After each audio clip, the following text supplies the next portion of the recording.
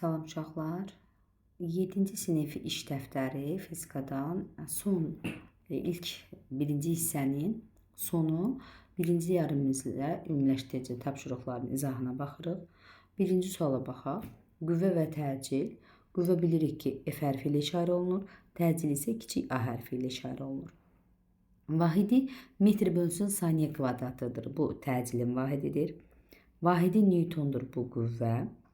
Vektorial kəmiyyətdir. Hər ikisi vektorial kəmiyyətdir. Vektorial kəmiyyətini yadımıza salaq.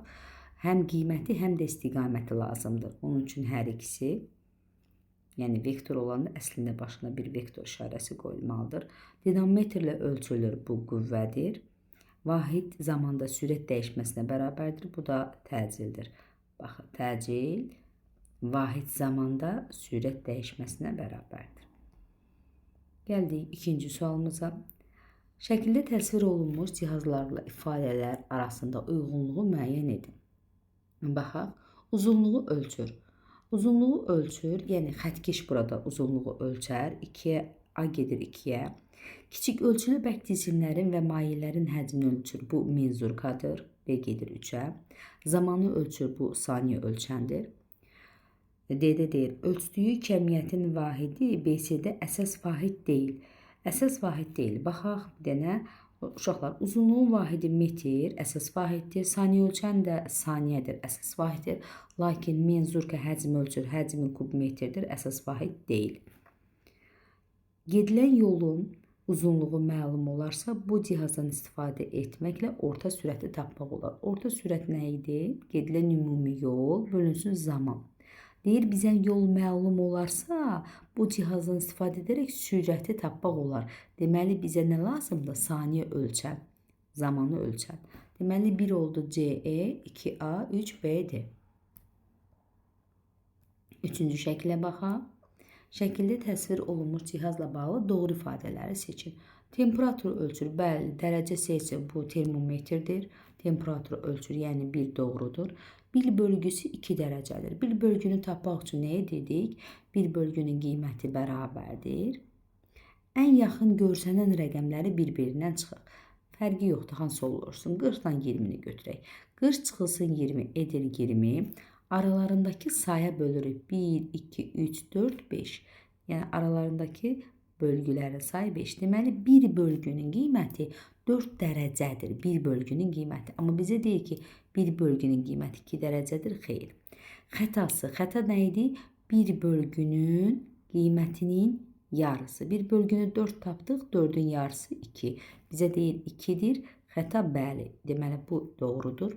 Ən böyük ölçmə həddi 80 dərəcədir. Baxırıq, artıq bu 100-ü göstərib. Yəni 4 də səhvdir. Deməli, cavabımız 1 və 3 doğrudur. Verilmiş sözlərdən istifadə edərək cümləni tamamla. Cismin hərəkəti zamanı cızdığı xətt trayektoriya adlanır.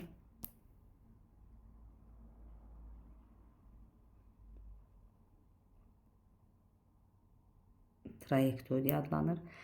Hərəkət trayektoriyasının uzunluğuna yol adlanır. Trayektoriyanın başlanğıc və son nöqtəsini birləşdirən vektor isə yer dəyişmə adlanır.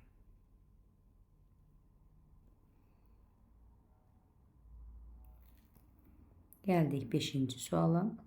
Dron 1 dəqiqə ərzində şəkildə təsvir olunmuş trayektoriya üzrə A nöqtəsindən B nöqtəsinə gəlir. Onun yola görə sürətini və yer dəyişməyə görə sürətinin qiymətini və istiqamətini hesabla. Əvvəlcə biz zamanı verib 1 dəqiqə, yəni 60 saniyə. Biz yolumuzu tapaq, sonra da yer dəyişməmizi tapaq. Yolumuz bərabərdir. Gedilən bütün yolları toplamalıyıq. Bax, gedir buradan 75 də deməli qayıdır. Sonra bu 60-sa burada 60-dır. Və gəlin bütün yolları toplayaq. Deməli 120 gedir. Üzərinə gəlinsin 75. Bir-bir yazıram. Üzərinə gəlsin 90. Sonra düşüb aşağı 70. Üzərinə gəlsin 70. Quran sərgəli yazıram. 7 oxşadım. Üzərinə gəlsin yenə 75. Üzərinə gəlsin. Bax, buradan bura olan hissə 60. 120 və 60, bu deyilir 180. Üzərinə gəlsin 180. Ümumilikdə yolumuz edir. Ümumilikdə etdi yolumuz 600 metr. Bizə zamanı vermişdi. Zamanımız 1 dəqiqə. 1 dəqiqəmizdə yəni 60 saniyə. Onda mən yola görə sürəti tapmaq üçün gedilən yolu zamana bölərəm. 600 bölünsün 60. Bu dedər 10 metr bölünsün saniyə. İndi isə yer dəyişməni tapırıq. Yer dəyişmə başlanğıc və sonu birləşdirən düz xətt. Başlanğıcdan sona çəkilmiş düz xətt. Bu dedər bizə 120, buranı verib 90, buranı da verib 120.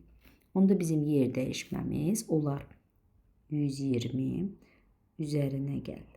90 üzərinə gəlinsin 120.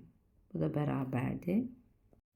Deməli edir 330. Deməli yer dəyişməmiz 330 metrdir. İndi yer dəyişməyə görə sürəti tapanda artıq vektorial, başına vektor yazdım. Bax burada yazmadım. Bu çünki yola görə skalyar adlanır. Yer dəyişməyə görə sürət isə vektorial kəmiyyətdir. Yer dəyişmə bölünsün zaman. Yer dəyişməmiz elədi 330. Bölünsün zamanımız dəyişmir. Zamanımız 60 saniyə. Bunlar ixtisar gedər. Bu dedər 5,5 metr bölünsün saniyə. Gəldik. 6-cı sualda nə deyir? Düz xətt üzrə qarşı-qarşıya hərəkət edən iki avtomobilin birinin sürəti 13, digərinin sürəti 17-dir. Onlar 10 dəqiqə sonra qarşılaşırlarsa, başlanğıc anlarındakı aradakı məsafə nə qədərdir? İlk öncə baxırıq ki, hansı avtomobilin sürəti böyükdür? Yəni biz deyə bilmərik də ki, uşaqlar, məsələn, avtomobil burada görüşür. Bu absurd olar. Niyə? Qırmızı maşın daha çox yol getməlidir. Deməli, hardasa gəlib bu nöqtələrdə görüşür. Çünki bunun sürəti böyükdür. Deyək, məsəl üçün, gəldilər, burada görüşdülər. Burada görüşənə qədər birinci avtomobil 51 qədər yol getsin, ikinci avtomobil 52 qədər yol getsin və bunlar 10 dəqiqə sonra görüşürlər. Gəlin elə zamanı da dəqiqəyə çevirək, yəni 60-a vuraq, 600 saniyədən sonra görüşərlər. Görək bu 600 saniyədə birinci avtomobil nə qədər yol gedir VT-dən? Deməli, bunun sürəti 13, zamanı isə 600. Bu da bərabərdir. 6 dəfə 3, 18, bir yadda 7800 metr yol getmiş olar. İkinci avtomobil isə deməli 17 ilə gedirdi və 600 metr. 600 saniyə. Bu da 2 metri qoyuram. 6 və 7, 42, 2 yazırıq. 4 yadda, 6, bu da 10. 10.200 metr. Deməli, bizim ümumilikdə, yəni bu avtomobil, göy avtomobillə qırmızı avtomobilin yollarını cəmləsək, biz ümumi yolu, məsafəni tapmış oluruq. Deməli, 10.201 avtomobil idi, 7.800 də 1 idi. Toplasaq, edir 1800 metr. Mənə kilometrlə deyir, yəni cavab 18 kilometr aralarında məsafə var.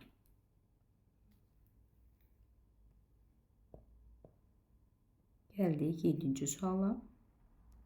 Yol zaman qrafiki veribdir. 30 saniyə ərzində gedilən yolu tapın. Biz nəyə fikir veririk?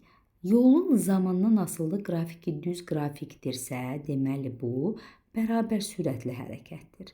Yəni sürətimiz burada sabitdir.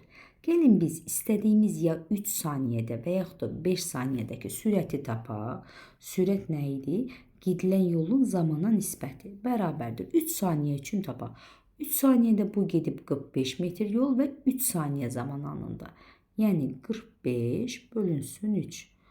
Bu dedir 15 vahidi metr bölünsün saniyə. Bu birinci. Sonra bizə deyir ki, 30 saniyədə gedilən yolu tapın. Yol bərabərdir VT-dən.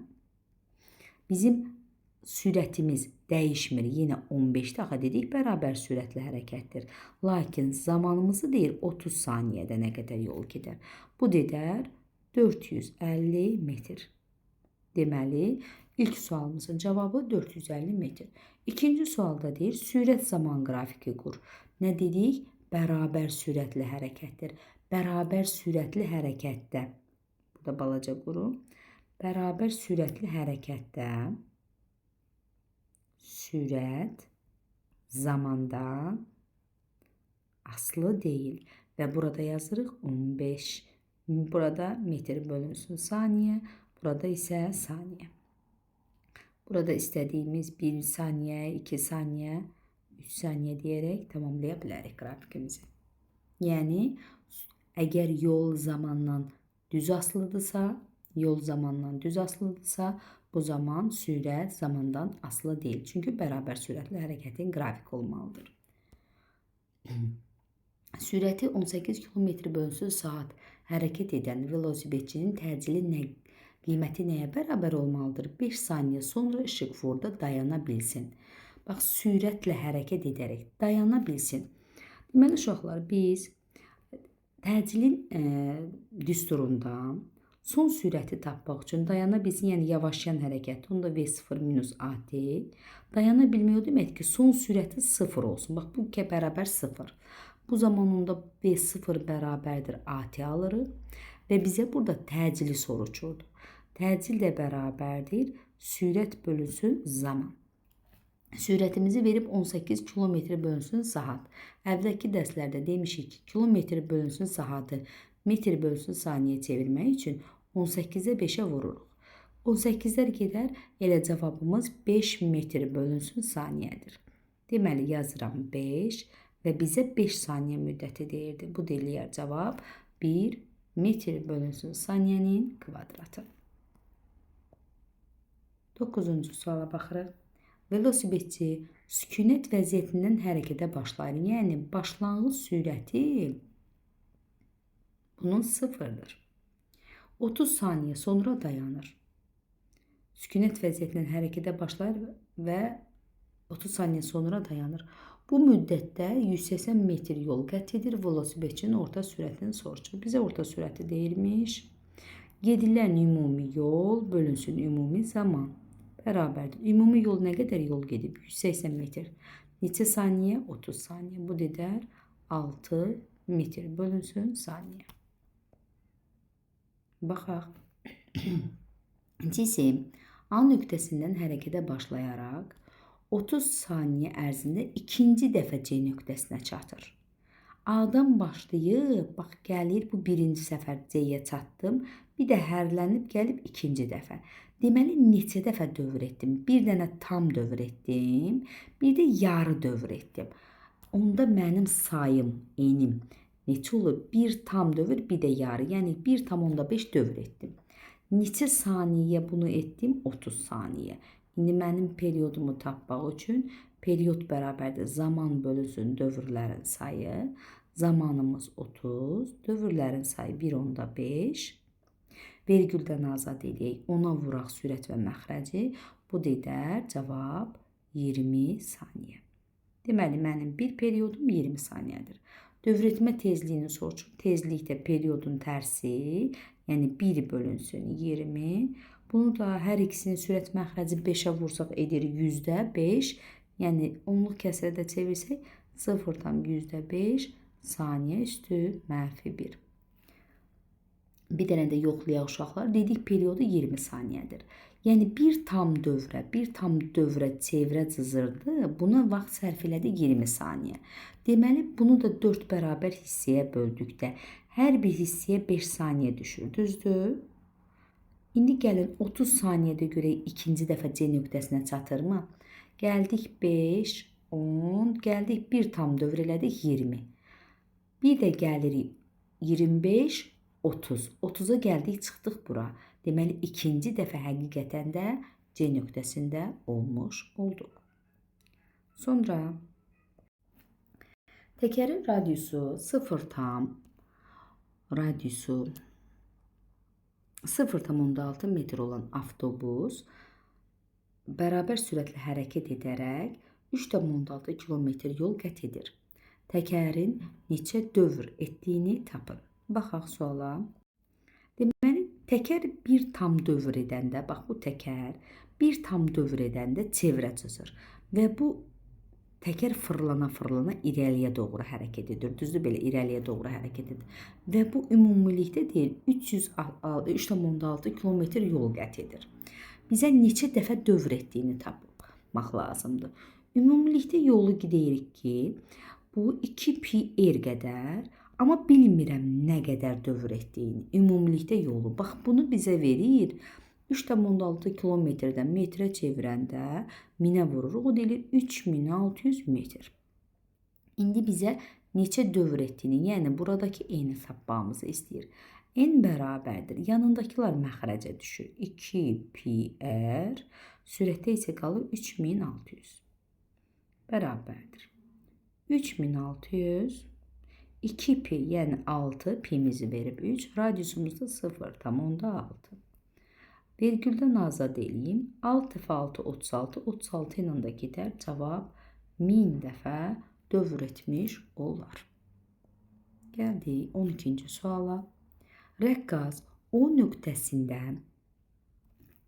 nöqtəsindən iki kənar nöqtəsinə, sonra isə iki kənar nöqtəsinə, bir kənar nöqtəsinə gəldi və buna 3 saniyə vaxt sərf etdi.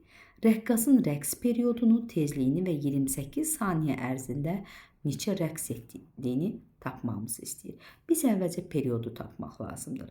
Və bunu görürük ki, hər bir zaman aralığımız, hər bir amplituda sərf olunan zaman aralığımız da bərabər olmalıdır. Bu tarazlıq vəziyyətinin 2 nöqtəsinə, sonra isə bir nöqtəsinə gəlməyə 3 saniyə vaxt sərf edeyim. Deməli, hər bir aralığı 1 saniyədir. Bu zaman bizim periodumuz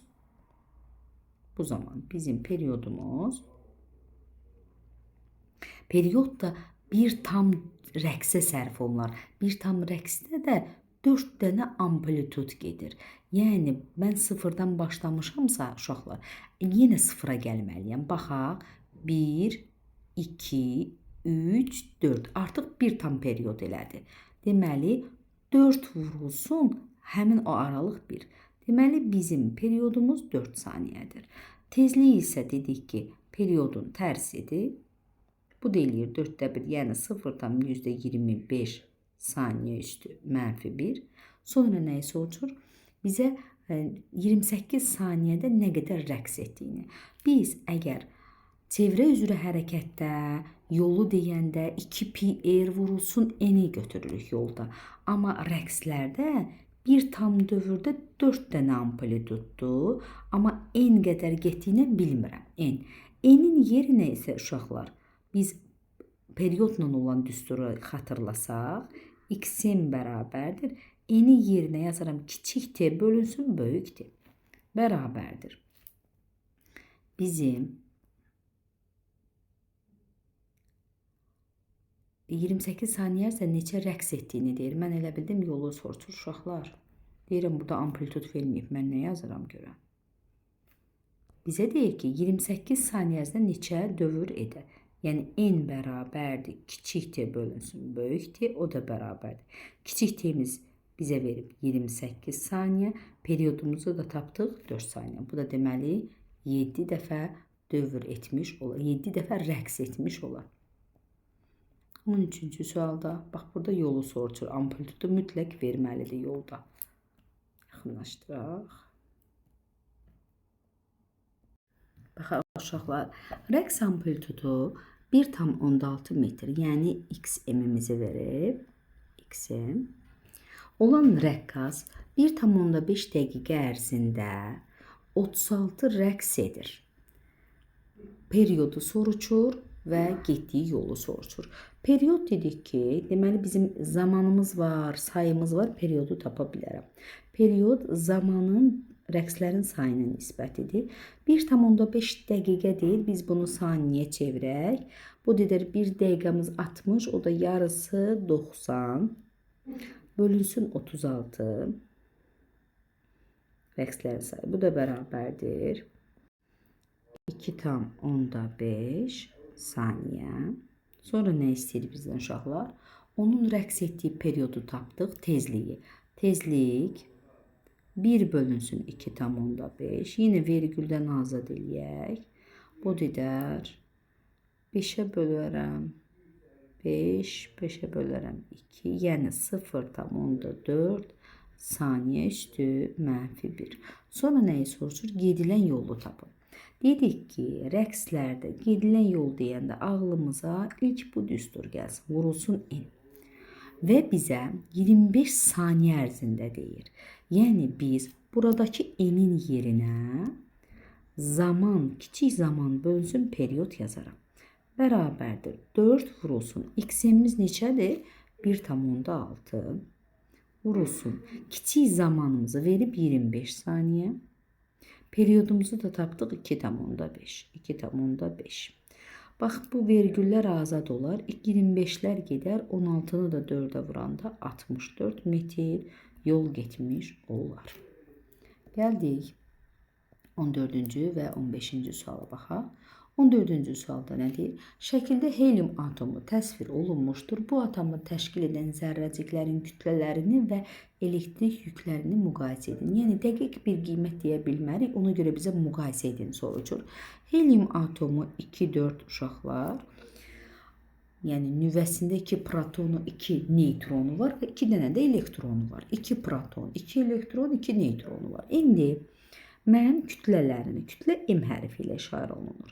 Biz də bilirik ki, protonu və neytronu təqribi olaraq bir-birinə bərabər, bax, protonun kütləsi ilə neytronun kütləsi təqribi bir-birinə bərabər və elektronun kütləsindən 1840 dəfə böyükdür. Yəni, onda elektronun kütləsindən böyükdür. Sonra yüklərini deyir, müqayisə edin.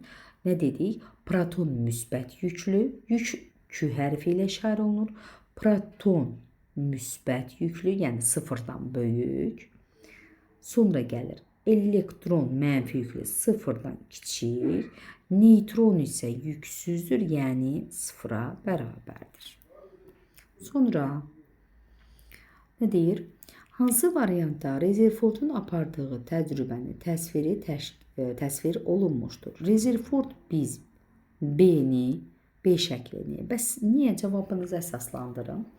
Bax, Rezerford alfa zərrəcikləri göndərir və alfa zərrəciklərin əksəriyyəti, çox hissəsi necə göndərilibsə, elə də atomu ötüb keçir.